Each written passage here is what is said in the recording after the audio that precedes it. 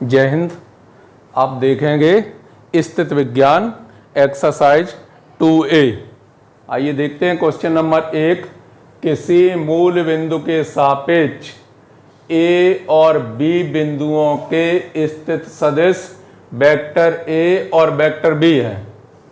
तो first part vector AB, second part vector BA के स्थित सदिश ज्ञात कीजिए। वेक्टर मतलब A का स्थित सदिश स्मॉल वेक्टर A, B का स्थित सदिश स्मॉल वेक्टर B है किसी मूल बिंदु O के सापेक्ष। तो वेक्टर AB और वेक्टर BA का स्थित सदिश ज्ञात करो। तो जो पहला क्वेश्चन है क्या क्या पूछा है, वेक्टर AB का मान पूछा है। जब वेक्टर AB का मान पूछा है तो इनके बारे में हम आपको पिछले वीडियो में जानकारी दे चुके हैं।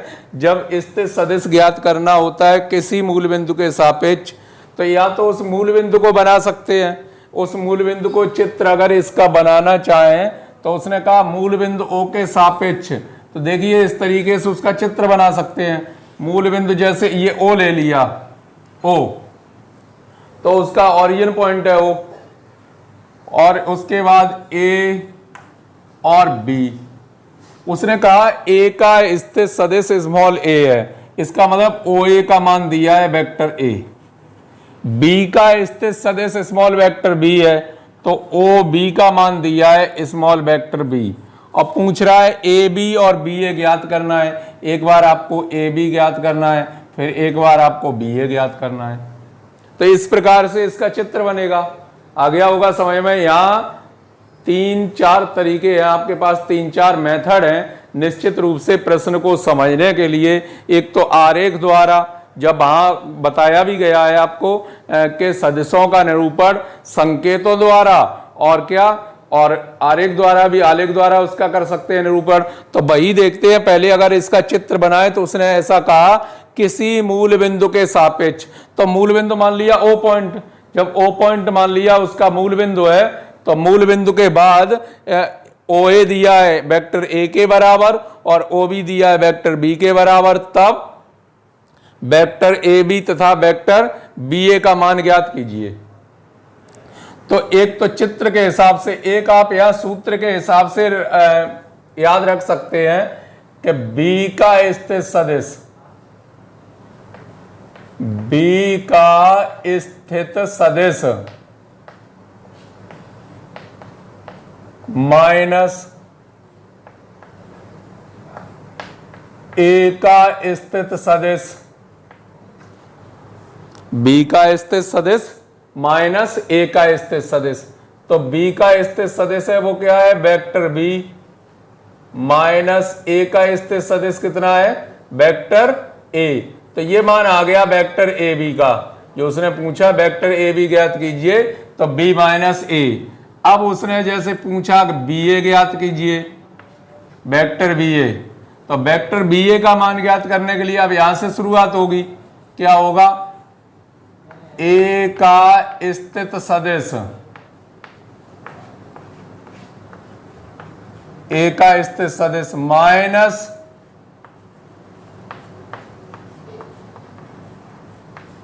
B का स्थित सदिश। तो A का स्थित सदिश वेक्टर A माइनस B का स्थित सदिश वेक्टर B। इस तरीके से मान निकाल लिया।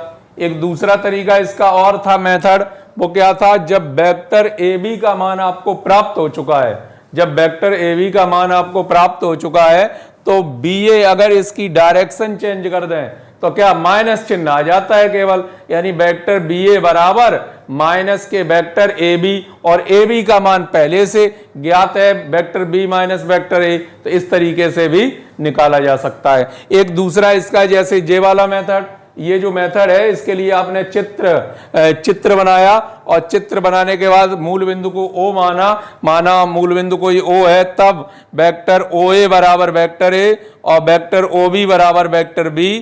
तो क्या पूछा है, AB का मान पूछा है।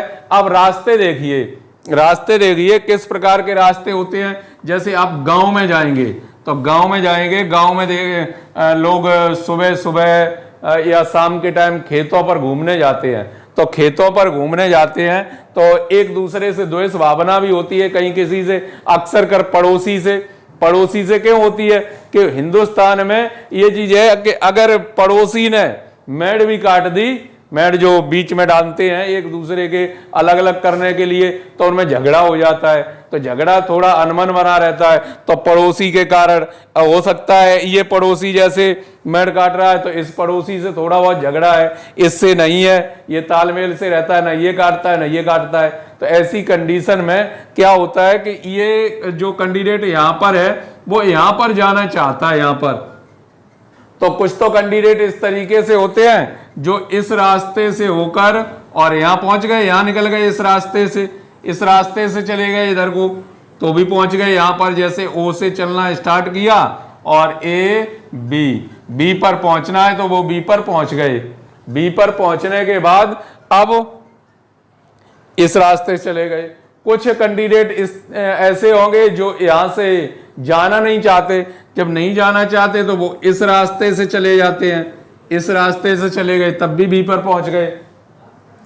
कुछ लोगों ने इधर और उधर देखा और देखा कि कोई नहीं है तो बीच रास्ते से सीधे हो गए तब भी ऐसे पहुंच गए। आपने देखा होगा खेतों के बीच में जो पगडंडी टाइप बना देते हैं एकदम सीधा उस कोने पे जाने के लिए, फसल खड़ी है फसल बर्बाद कर दी और कुछ खाली खेत पड़ा तो चलो कोई बात नहीं। तो इस तरीके से इस बिंदु से इस बिंदु पर जाने के, इस पॉइंट से इस पॉइंट पर जाने के कितने 3 तरीके निकलते हैं आपके सामने, 3 तरीके निकलते। एक क्या है ओ बी, ओ से बी पर पहुंच गए। दूसरा तरीका क्या है ओ से ए पर पहुंचे फिर ए से बी पर पहुंच गए। एक और तरीका क्या है ओ से सी पर पहुंचे फिर सी से बी पर पहुंच गए। इस तरीके से जिस तरीके से आप डायरेक्शन यहां जितनी चेंज कर सकते हो ठीक उतने ही प्रकार से उससे और अधिक प्रकार से आप इन प्रश्नों को सॉल्व कर सकते हैं। देखिए जब आपने चित्र को मेंटेन कर लिया है तो यहां वेक्टर ए बी का मान चाहिए, हमें कहां जाना है ए से बी पर पहुंचना है। तो ए से बी पर पहुंचने के लिए कोई दूसरा तरीका अपनाइए कि कौन सा ऐसा मेथड है जो हम ए से बी पर पहुंच सकते हैं। तो हम इस रास्ते से नहीं जाना चाहते, जानते हो आप जब झगड़ा हो जाता है तो पता लगता है कि सामने वाला कहीं आपस में द्वेष भावना ना हो जाए, उसके घर से होकर जब निकलेंगे तो हो सकता है झगड़ा हो सकता है, तो झगड़ा हो सकता है तो वो वाली गली छोड़ के दूसरी वाली गली से इधर से जाता है, दूसरी वाली गली को पकड़ लेता है। या ऐसे अभी खेतों वाला हमने तरीका बताया कि वो इस वाले रास्ते से नहीं जाना चाहता है कि यहाँ जो पड़ोसी है उससे थोड़ा झगड़ा चलता है, तब झगड़ा चलता है तो वो इस रास्ते से चला गया। तो वही है ए से बी पर जाना है और ए से बी का रास्ता कोई दूसरा निकालिए कि हम ए से बी पर पहुंच जाएं। तो ए से बी पर पहुंचने के लिए वो क्या करेगा, पहले तो ओ से वो ए से ओ पर आएगा, ए से ओ पर आएगा, फिर ओ से बी पर जाएगा, बी पर जाएगा तब बी पर पहुंचेगा। तो इसका मतलब ए बी का जो मान है पहले वो आएगा ए से ओ पर फिर जाएगा ओ से बी पर। इस तरीके से वो कवर करेगा।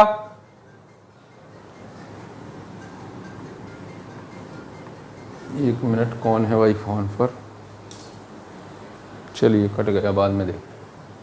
वेक्टर ए बी का रास्ता ए से आया ओ पर और ओ से पहुंचा बी पर और इनके मान आपको पहले से ज्ञात है कि मूल बिंदु के सापेक्ष ओ ए का मान, अब ओ ए का मान है वेक्टर ए और आपके पास क्या है ए ओ, डायरेक्शन चेंज है केवल। जब डायरेक्शन चेंज है तो इसे क्या लिख सकते हैं माइनस के वेक्टर ओ ए और प्लस ये तो लिखा ही है ओ बी वेक्टर, तो इसका मान कितना है माइनस वेक्टर ए और प्लस ये क्या है वेक्टर बी, तो इसे लिखा जा सकता है vector B minus vector A answer. इसी तरह से आप बी ए का मान निकालेंगे, इस डायरेक्शन के अनुसार निकालेंगे बी ए का मान। अब हमें क्या है बी से ए पर पहुंचना है। जब बी से ए पर पहुंचना है तो पहले बी से जाएंगे कहां ओ पर, फिर ओ से जाएंगे ए पर। दूसरा रास्ता ये है कि जैसे मान के चलिए तालाब ही है ये, अगर तालाब है, बीच में पानी भरा है, तो आप यहां से यहां जाना चाह रहे हैं और इस रास्ते से नहीं जाना चाह रहे, तो फिर दूसरा रास्ता ये है। तो पहले आएंगे बी से ओ पर प्लस, फिर आएंगे ओ से ए पर। तो ये डायरेक्शन इसकी चेंज कर दी, माइनस ओ बी लिख दिया और प्लस ओ ए तो लिखा ही है पहले से, तो इसका मान होगा माइनस के वेक्टर बी और प्लस वेक्टर ए, और इसे लिख क्या सकते हैं, vector A minus vector B.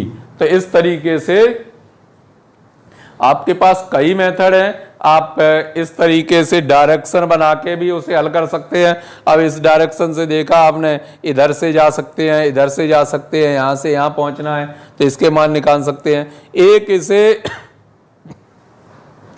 Equation के रूप में याद रख सकते हैं, आप सूत्र के रूप में याद रख सकते हैं कि वेक्टर ए बी बराबर position vector of B minus position vector of A. मतलब अगर ए बी निकालना है तो बी का स्थित सदिश माइनस ए का स्थित सदिश, लास्ट वाले का पहले आएगा, इसका बाद में आएगा। तो बी का स्थित सदिश माइनस वेक्टर ए का स्थित सदिश, और बी का स्थित सदिश ऐसा उसने कहा ही है कि ए और बी बिंदुओं के स्थित सदिश, ए का स्थित सदिश वेक्टर ए है और बी का स्थित सदिश वेक्टर बी है। तो बी का स्थित सदिश माइनस वेक्टर ए का स्थित सदिश बी माइनस ए। जब बी ए का मान निकाल रहे हैं तो क्या होगा, ए का स्थित सदिश माइनस बी का स्थित सदिश, तो वेक्टर ए माइनस बी आएगा। एक ये आपको डायरेक्शन के अनुसार बता दिया गया। चलिए आइए देखते हैं अगला प्रश्न।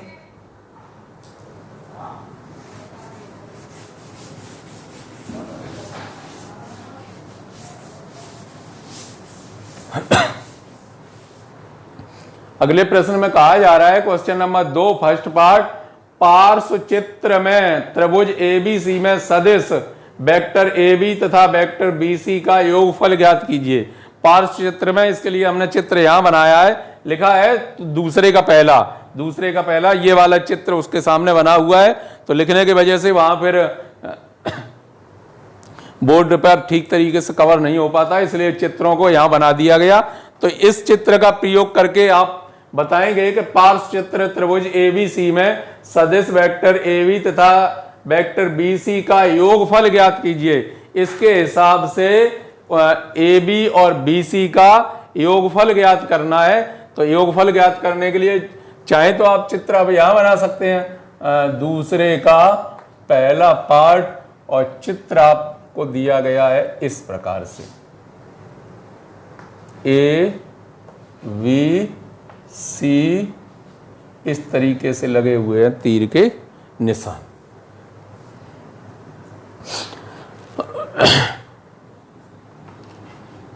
ए बी धन बी सी का योगफल ज्ञात कीजिए, इस तरीके से पूछा जा रहा है,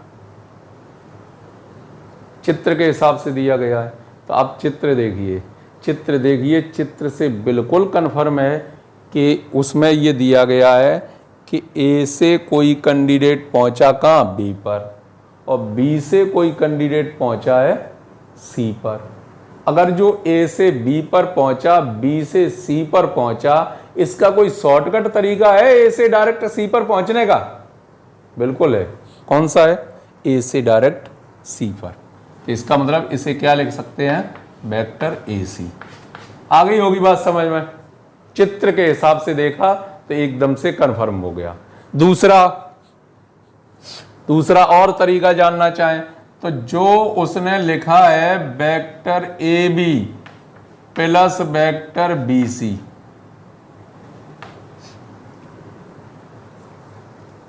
उसी बिंदु से उसका अंत हो और उसी बिंदु से उसकी शुरुआत हो, दोनों, उसी से उसका एंड हो और उसी बिंदु से उसकी शुरुआत हो। अगर इस तरीके से कोई पेयर बनती है या बॉन्ड बनता है, तो बॉन्ड पीछे हम किसी में पढ़ा चुके हैं, आपको याद आ रहा होगा।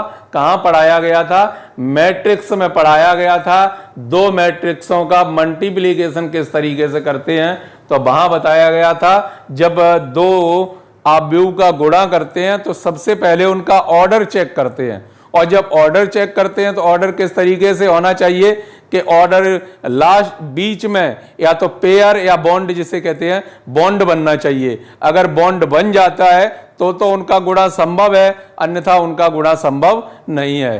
तो इस तरीके से वहां आपने पढ़ा था, ठीक वही रूल ठीक उसी तरीके से आप यहां भी उसे प्रयोग कर सकते हैं। देख रहे हैं बी से अंत हो रहा है, बी से शुरुआत हो रही है, अर्थात पेयर बन के तैयार हो रही है। और जब पेयर बन के ये तैयार हो जाएगी तो ये तो गायब ही हो जाते हैं। ऐसा मैट्रिक्स में भी आपको बताया गया, ये गायब हो जाते हैं। बचा क्या? ए सी बचा। तो चित्र को हमने नहीं देखा, चित्र के हिसाब से हमने नहीं सोचा, लेकिन हमने पेयर या बॉन्ड बना के उसे कवर किया। तो आप देख रहे हैं कि इसका आंसर जो होगा वो किसके बराबर होगा? AC के बराबर। चलिए सेकंड पार्ट।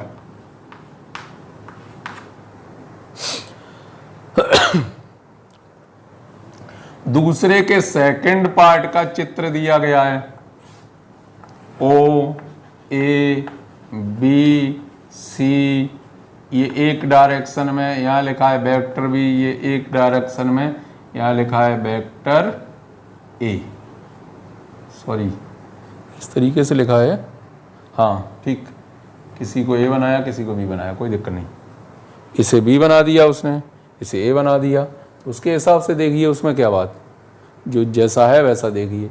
तो ये पूछना चाह रहा है कि OA धन AB का मान कितना होगा?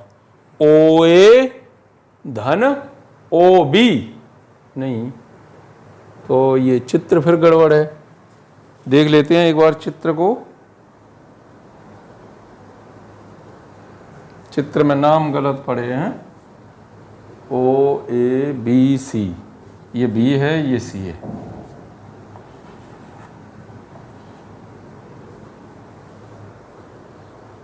इस तरीके से नाम पड़े हुए हैं। ये B पॉइंट है, ये C पॉइंट है।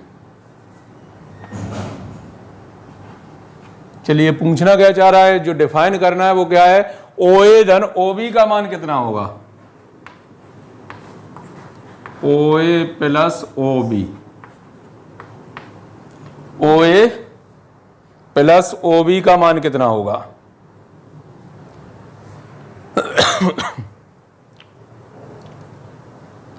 पेयर तो बन के तैयार हुई नहीं। अगर आप चित्र के हिसाब से भी जानना चाह रहे हैं तो पेयर बन के तैयार नहीं हो पाई है उसकी।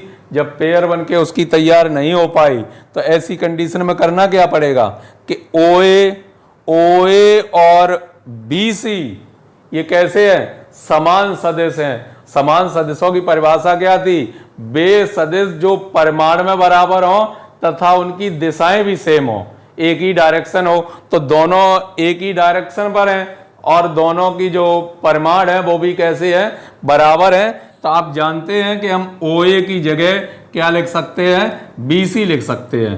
OA की जगह अगर यहां से देखें तो OA की जगह क्या लिख सकते हैं? BC लिख सकते हैं, प्लस OB जो दिया है, OB की जगह क्या लिख सकते हैं? AC लिख सकते हैं। और OB का मान BC मतलब OA का मान BC के बराबर होगा। इसे कहा वेक्टर B और AC का मान उसमें लिखाइए कितना है? वेक्टर A, और यही उसका आंसर। तो ज्यादा कठिन नहीं है। आइए देखते हैं नेक्स्ट क्वेश्चन।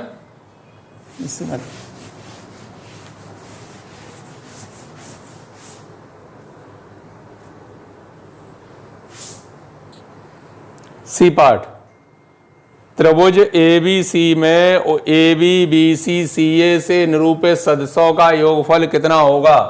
दूसरे का थर्ड पार्ट। त्रिभुज ABC में कोई बना लिया इस तरीके से त्रिभुज ABC, नाम आप यहां से शुरुआत कहीं से भी शुरुआत कर सकते हैं नामों की। उसने कहा vector AB plus vector BC और CA से निरूपित सदिशों का योगफल कितना होगा? ABC से निरूपित सदिशों का योगफल कितना होगा? तो यहां पर पूछा गया है टोटल योगफल, जो पूछा गया है वो किस किस का योगफल आपको करना है। आइए देखिए, बहुत सारे मेथड हैं, हम आपको किस किस तरीके से समझाते हैं, बहुत अच्छे से समझाएंगे। और निश्चित रूप से समझ में भी आना चाहिए AB + BC + CA इस तरीके से दिया गया है। इनका योगफल पूछा जा रहा है। जब इनका योगफल पूछा जा रहा है तो योगफल को किस तरीके से कवर करेंगे। अभी हम बात कर रहे थे किसकी, का पेयर बना लेते हैं, बॉन्ड बना लेते हैं। तो बॉन्ड बना के देखिए किस तरीके से इसका बॉन्ड बन के तैयार होगा। तो जब बॉन्ड बनाएंगे तो बॉन्ड में क्या कि जिस बिंदु से अंत हो उसी बिंदु से उसकी शुरुआत हो। तो बॉन्ड इनका भी बन सकता है, बॉन्ड इनका भी बन सकता है। तो किसी एक का बॉन्ड बना लीजिए, दो को एक साथ लेकर किसी का बॉन्ड बना लीजिए। तो इन दो का हमने बॉन्ड बनाया, यहां तो लिखा ही है ए बी लिखा है। और ये जब बॉन्ड बन के तैयार होगा तो क्या बन जाएगा, BA के बराबर हो जाएगा। C का तो पेयर बन गया तो किसके बराबर हो गया, BA के बराबर हो गया। जब BA के बराबर हो गया, यहाँ AB लिखा है और इसकी डायरेक्शन चेंज कर दी तो इसे क्या लिख सकते हैं, माइनस के वेक्टर AB। ये आपस में तो कैंसिल हो जाएंगे, क्या आएगा, शून्य आएगा। आपस में कैंसिल हो जाएंगे, क्या आ जाएगा, शून्य आ जाएगा। एक तो ये तरीका हो गया। दूसरा तरीका और खोजें अगर इसका, तो क्या हो सकता है इसका सेकंड मेथड। देखिए उसने ये कहा है कि वेक्टर AB BC CA से निरूपित सदस्यों का योगफल ज्ञात कीजिए। माना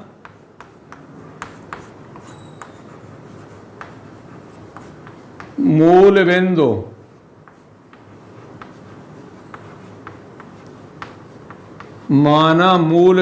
O के सापेक्ष A, B, C के स्थित सदिश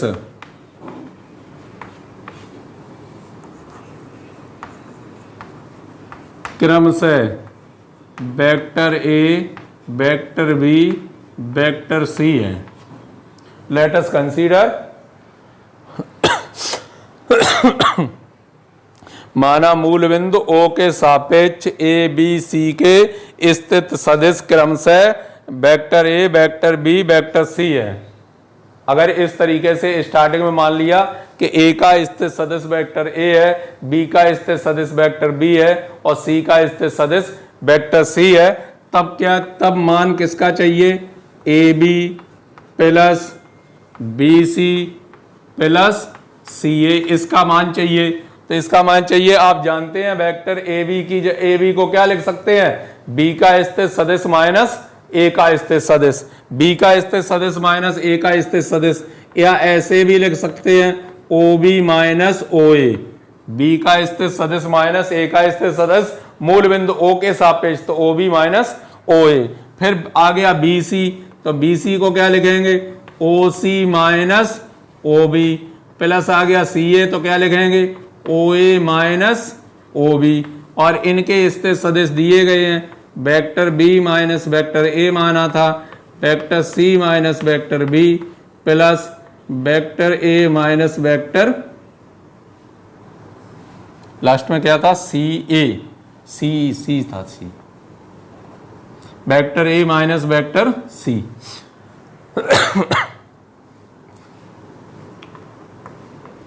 ये सब आपस में कैंसिल हो जाएंगे तो आंसर आपको क्या प्राप्त होगा, शून्य। आप देख रहे हैं सब आपस में कैंसिल हो रहे हैं। जब कैंसिल सभी हो जाएंगे तो सबका आंसर क्या आएगा, शून्य आएगा। तो इससे एक और निष्कर्ष पर आगे बढ़ गए, यदि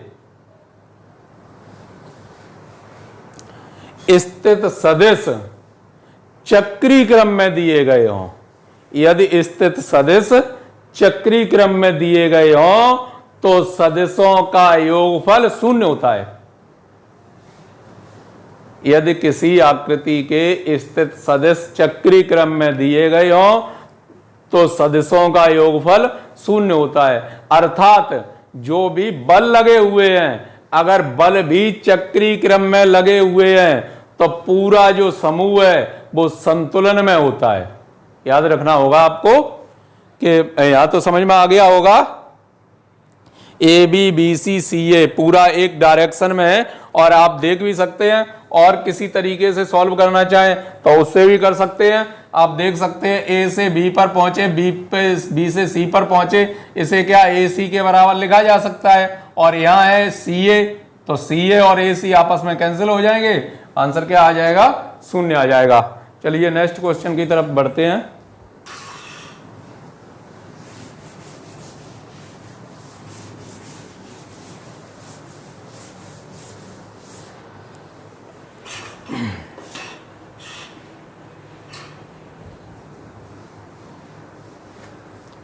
क्वेश्चन नंबर 3 देखेंगे। 3 का चित्र ये बना हुआ है। 3 का जो चित्र बना है वो इस तरीके से चित्र बनाया गया।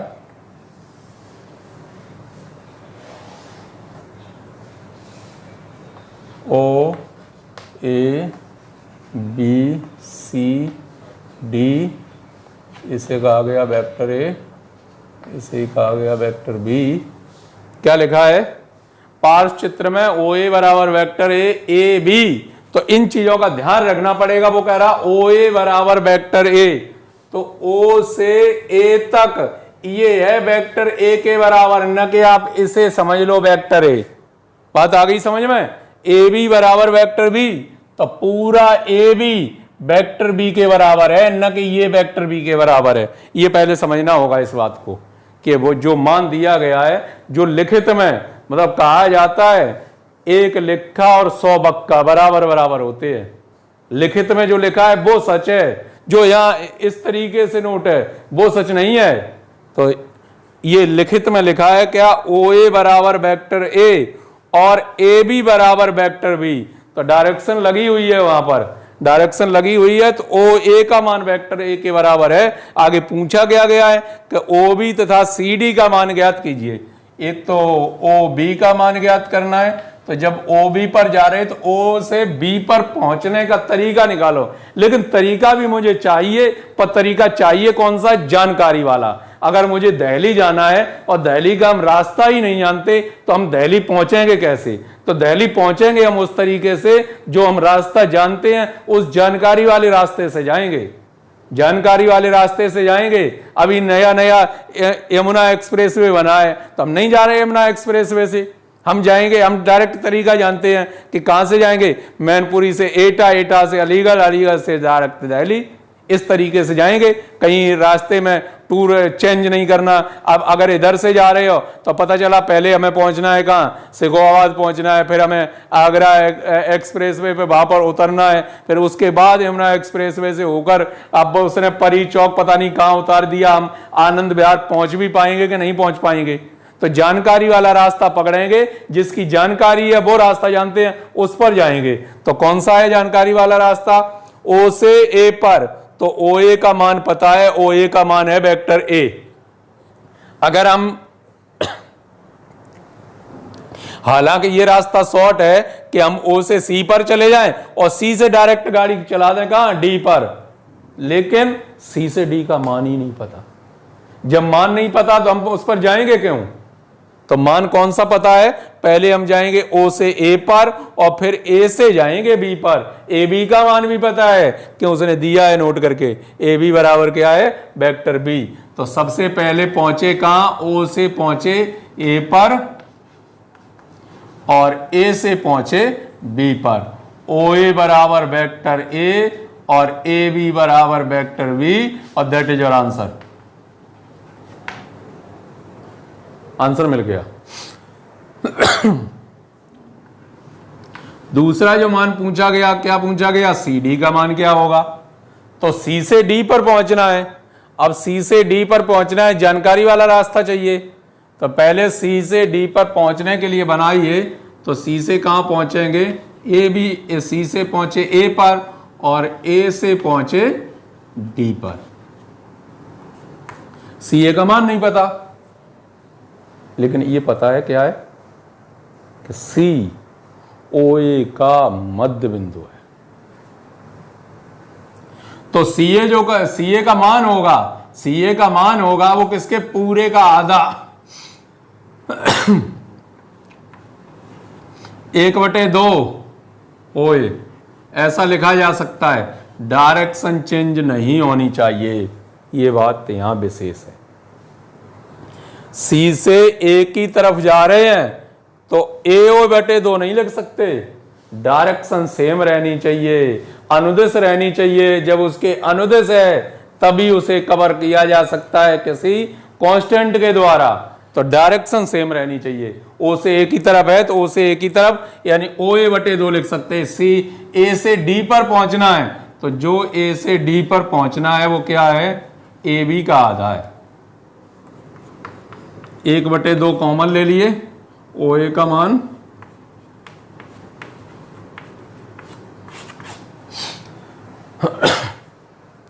इस तरीके से पूरा प्रश्न कवर हो गया।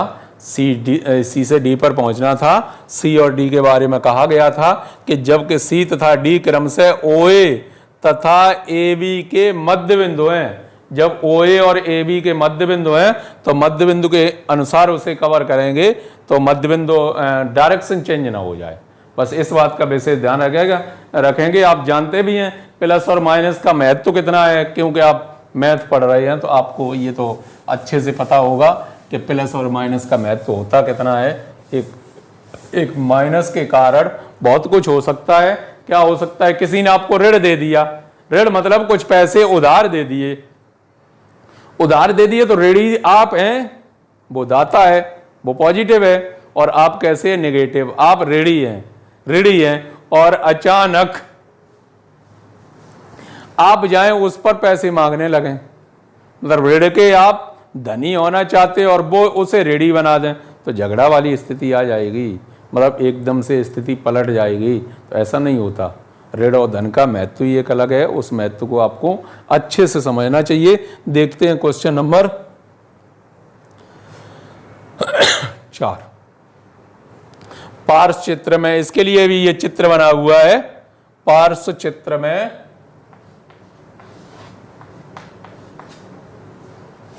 फर्स्ट पार्ट इस तरीके से जो भी चित्र बना हुआ है, ओ नहीं, ए से शुरुआत है, ए बी सी डी,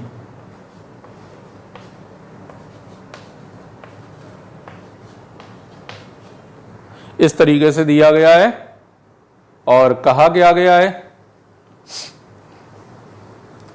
पार्श्व चित्र में ए डी तथा डी ए का मान ज्ञात कीजिए। ए डी का मान ज्ञात करना है तो यहां से साफ दिखाई दे रहा है कि जो ए डी का मान है वेक्टर सी के बराबर है। आंसर डी ए का पूछा है, direction change answer. Second part और जानना चाह रहा है। सेकंड पार्ट में क्या है, यदि ए बी बराबर वेक्टर ए हो, बी सी बराबर वेक्टर बी हो और ए डी बराबर वेक्टर सी हो तो डी सी का मान ज्ञात कीजिए। किसका, डी सी का। तो डी से सी पर पहुंचना है, डी से सी पर पहुंचना है, रास्ता ढूंढिए। सी से डी पर पहुंचने के लिए रास्ता क्या है, तो सी से डी पर जाएंगे तो पहले सी से डी से कहां आएंगे, डी से आएंगे ए पर, फिर ए से जाएंगे बी पर और फिर बी से जाएंगे सी पर। तो जो डी ए का मान है वो माइनस के वेक्टर सी, ए बी का मान वेक्टर ए, बी सी का मान वेक्टर बी। तो इसे लिख सकते हैं vector A plus vector B minus vector C. Answer easy है, दोनों ही पार्ट इजी है। नेक्स्ट क्वेश्चन देख लेते हैं। पार्श्व चित्र में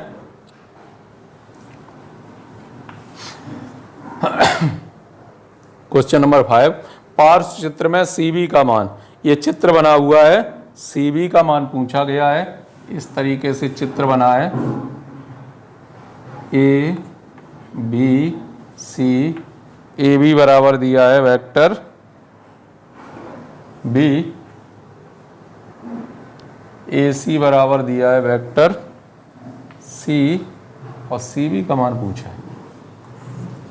रास्ता ढूंढिए सी से बी पर पहुंचने के लिए। तो पहले तो आएंगे सी से ए पर, डायरेक्शन चेंज नहीं, ये नहीं है कि ये इसका उधर को लगा हुआ है तो हम उधर को लगा दें। क्यों लगा दें उधर को, क्यों लगा दें उधर को? सी से ए पर पहुंचना है तो आपका मुंह किस डायरेक्शन में जा रहा है? हम इधर से इधर को चल रहे हैं तो इधर से इधर को चल रहे हैं तो इधर से इधर को ही तो तीर का निशान लगाएंगे। हम उधर क्यों लगा देंगे भाई? उधर नहीं लग सकता ना। जब हमें जाना है सी से बी पर, तो जब सी से बी पर जाएंगे क्या ऐसे करके चलेंगे? ऐसे करके, ऐसे करके चलेंगे तो कैसे बात बनेगी? पहुंचेंगे ही नहीं, रास्ता भटक जाएंगे। तो डायरेक्शन जो रहेगी तो कहां जा रहे हैं हम? सबसे पहले सी से ए की तरफ जा रहे हैं। सी से ए की तरफ। तो सी से ए की तरफ फिर ए से बी पर पहुंच गए, ठीक है। सी से ए की डायरेक्शन चेंज है, डायरेक्शन चेंज है, यानी आप लिख सकते हैं माइनस का वेक्टर सी, और ये तो वेक्टर बी दिया ही है, तो आंसर होगा vector B minus vector C, vector B minus vector C, that is your answer. इस प्रकार से आपके ये प्रश्नावली 2A के 5 क्वेश्चन कंप्लीट हो गए हैं। क्वेश्चन नंबर 6 से देखिए नेक्स्ट वीडियो में। तब तक के लिए जय हिंद।